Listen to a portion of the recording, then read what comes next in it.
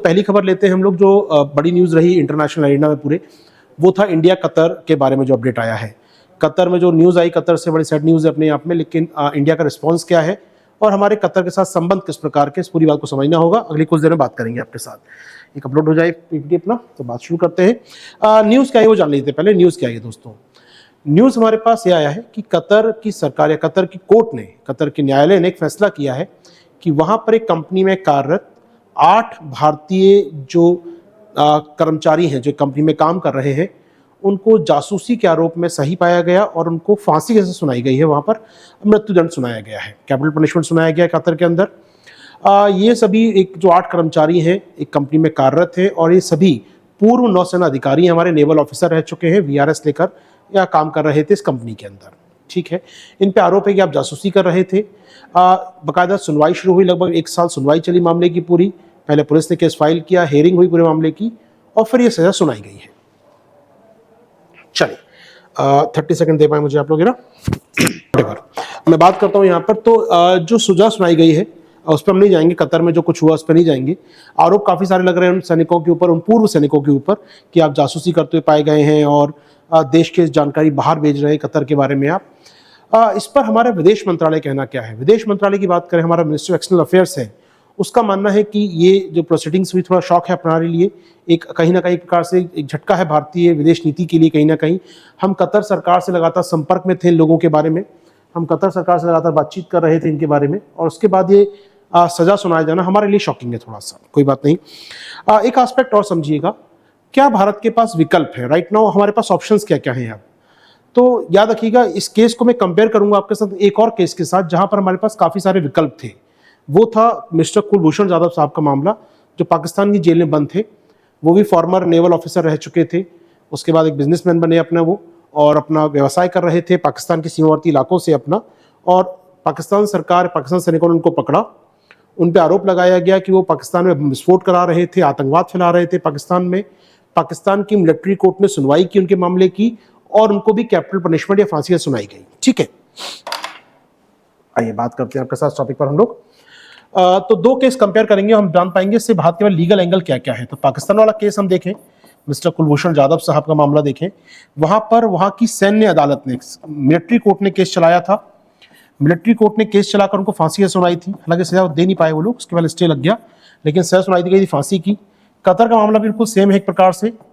यहाँ पर 8 हमारे फॉर्मर नौसैनिक हैं जिनको वहाँ पर सजाए मौत दी गई है, तो यहाँ भी इनको सजा दी जाएगी ऐसा कहा जा रहा है।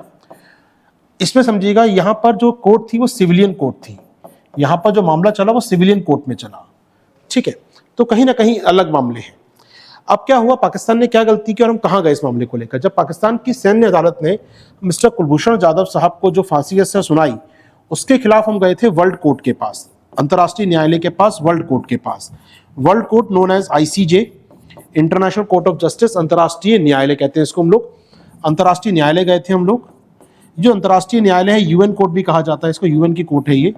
यूएन के अंगों में से, संयुक्त राष्ट्र के अंगों में से 6 अंगों में से एक अंग है यूएन का ये।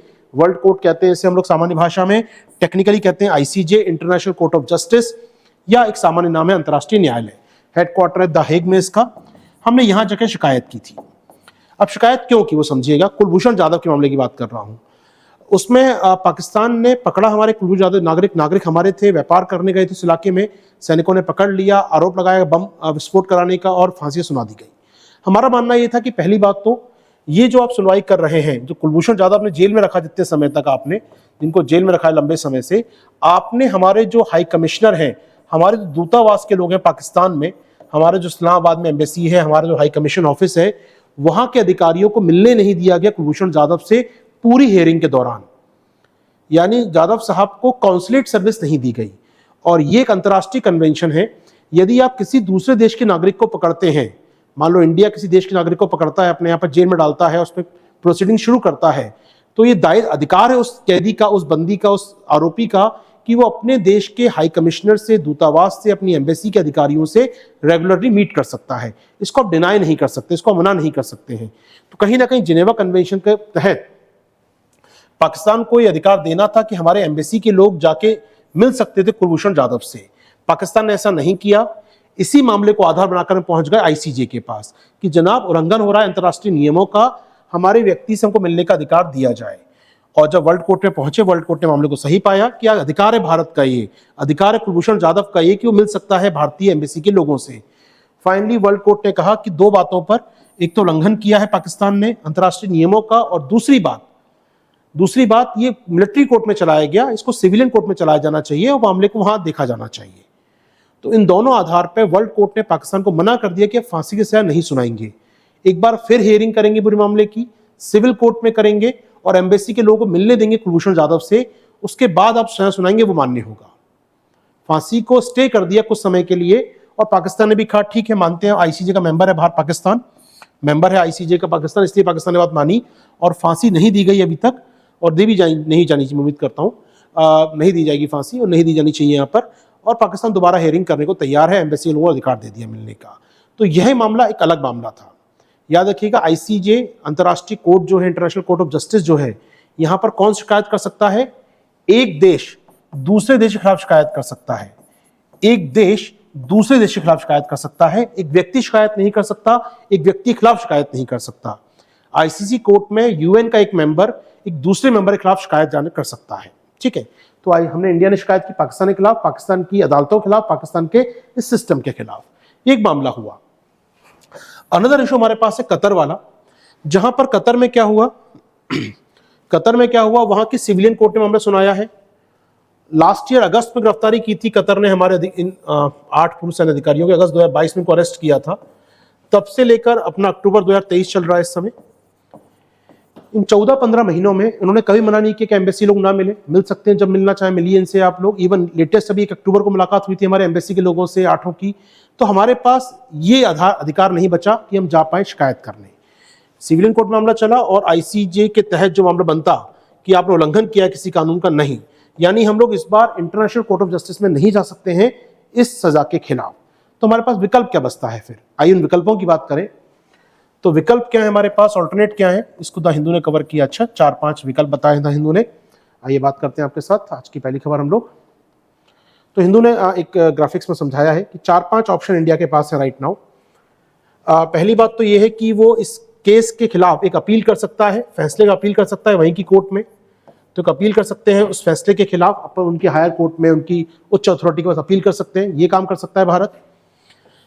कूटनीतिक तरीके से सुलझा सकता है मामले को, डिप्लोमेटिक सुलझा सकता है मामले को। भाई कतर सरकार से बात करो यार, मतलब ठीक है, कह दियो कि अदला बदली कर लो, कुछ कतर के लोग हमारे यहाँ बंद होंगे, हम उनको वापस कर दें, वो हमको वापस कर दें, या कुछ पैसा वैसा देके संबंधों को बहाना देकर कुछ भी आप रिहा कराओ लोगों को।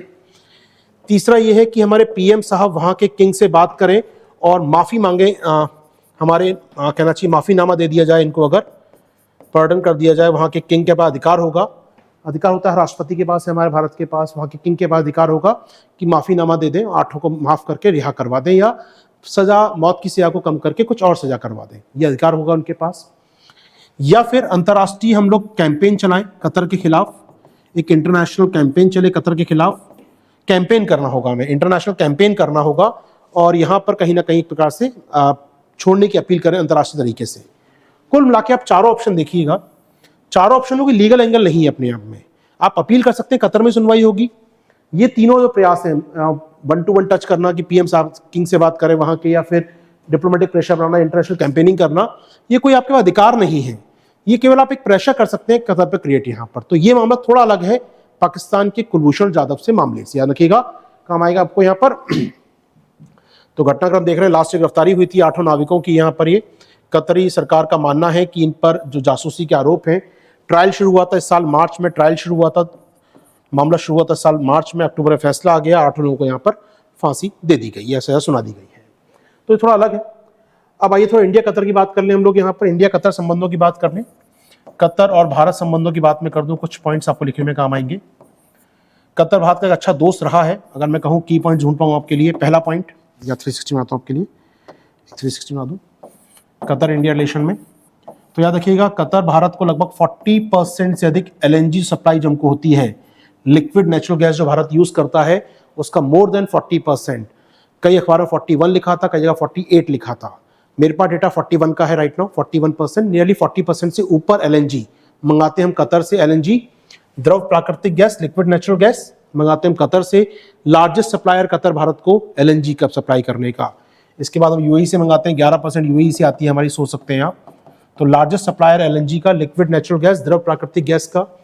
हमारा द्विपक्षीय व्यापार बायलैटरल ट्रेड $15 बिलियन का है।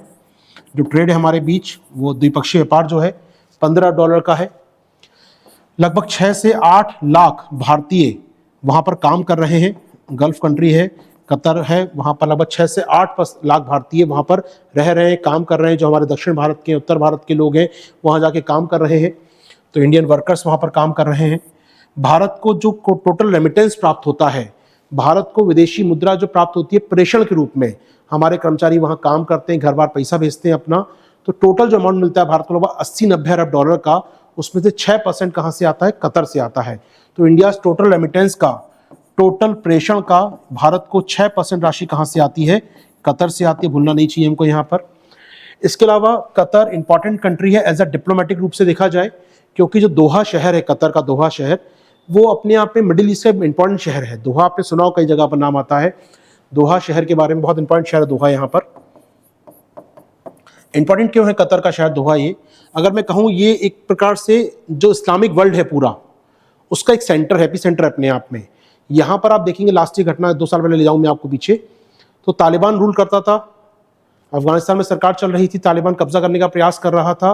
तालिबान को अगर अंतर्राष्ट्रीय सरकारों से बातचीत करनी है, तालिबान को यूएस से बात करना है, तालिबान को इंडिया से बात करना है, तो उनकी मीटिंग होती थी दोहा में, क्योंकि तालिबान का एकमात्र ऑफिशियल हेडक्वार्टर कहाँ था? दोहा में था। तो तालिबान की कहना चाहिए एक्सेस थी यहाँ पर। कतर को याद करें, दोहा की बात करें, तो एक बड़ा इस्लामिक वर्ल्ड में चैनल चलता है, अल जजीरा का नाम सुना होगा आपने, जो मीडिया चैनल है, वहाँ का न्यूज़ चैनल है अपने आप में। वो कहाँ से पब्लिश होता है? वो ऑफकोर्स दोहा चलता है। तो दोहा एक प्रकार से पूरे मुस्लिम वर्ल्ड में एक मुख्य सेंटर बन जाता है अपने आप में, सबको जोड़ने वाला एक प्रकार से। तो दोहा इंपॉर्टेंट शहर है, और ऐसे में कतर के साथ भारत के संबंधों के लिए भी इंपॉर्टेंट बन जाता है। तो दोहा ना केवल एक एपी सेंटर है, ना केवल एक ऐसा केंद्र है अपने आप में जो पूरे इस्लामिक वर्ल्ड के बीच में है, बल्कि ये भारत कतर संबंधों को भी सहमित करता है। तो कतर भारत का संबंध, ये भी एस्पेक्ट देख सकते हैं आप लोग, दोहा की बात करें। इसके अलावा कतर भारत संबंधों में एक चीज याद रखिएगा, दोनों देशों ने स्टार्टअप को बढ़ावा देने के लिए, अभी हमारे पीएम साहब गए थे कतर में 2016 में, और हमारे वाइस प्रेसिडेंट साहब, पीएम साहब गए थे 2016 में कतर की राजधानी, और उसके बाद वाइस प्रेसिडेंट साहब गए थे लास्ट ईयर हमारे 2022 में वाइस प्रेसिडेंट गए थे भारत की ओर से यहाँ पर पार्टिसिपेट करने काम में। तो लगातार विजिट होती रही है, वहाँ के किंग से मुलाकात भी हुई पीएम साहब की यूएन में भी कुछ दिनों पहले। तो लगातार मिलते जुलते रहे हैं हम लोग, और भारत और कतर ने मिलकर स्टार्टअप को सपोर्ट करने के लिए, स्टार्टअप को बढ़ावा देने के लिए जॉइंट बिजनेस फोरम की स्थापना भी की है, जेबीएफ की स्थापना की है, जॉइंट बिजनेस फोरम की स्थापना की है स्टार्टअप को सपोर्ट करने के लिए। तो कहीं ना कहीं लगातार हम प्रयास करें, टेक्नोलॉजी को या लेबर की बात करें या ट्रेड की बात करें या एलएनजी की बात करें, भारत कतर एक दूसरे को सपोर्ट करते रहे हैं। तो उसके बीच में एक केस आना संबंधों खराब कर सकता है कतर के साथ हमारे। छोटा सा डिस्कशन आपके लिए दोस्तों, उम्मीद कर रहा हूँ न्यूज़ क्लियर होगी आपके लिए, मैं आगे बढ़ सकता हूँ यहाँ से।